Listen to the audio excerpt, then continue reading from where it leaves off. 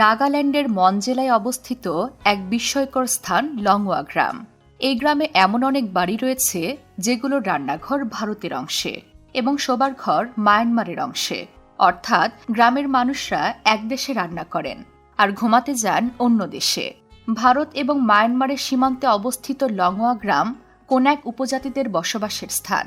এই গ্রামের মাঝ দিয়ে চলে গেছে ভারত মায়ানমার সীমান্ত রেখা। তবে এখানকার মানুষ এই বিভাজন নিয়ে একেবারেই উদ্বিগ্ন নয়। দুই দেশের মাঝে রয়েছে অবাধ চলাচলের সুবিধা। লংওয়ার সবচেয়ে আকর্ষণীয় দিক হল তাদের একমাত্র সীমান্তহীন জীবনযাপন, যা প্রমাণ করে যে মানুষ, সংস্কৃতি এবং ঐতিহ্য সীমান্তের গণ্ডি মানে না। এমন আরও মজার মজার তথ্য জানতে লাইক এবং সাবস্ক্রাইব করুন বিশ্বপ্রান্তরের ইউটিউব চ্যানেল এবং ভিজিট করুন বিশ্বপ্রান্তরের ম্যাগাজিন ওয়েবসাইটটি।